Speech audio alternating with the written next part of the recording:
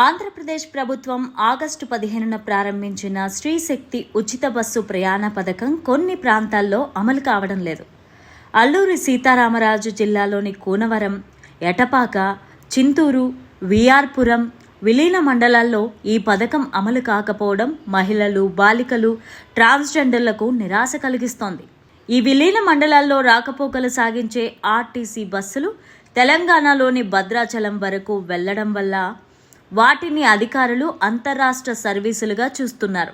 అయితే ఈ బస్సులు కేవలం 2 కిలోమీటర్లు మాత్రమే తెలంగాణలో నడుస్తూ మిగతా ప్రాంతమంతా ఏపీలోనే సాగుతోంది.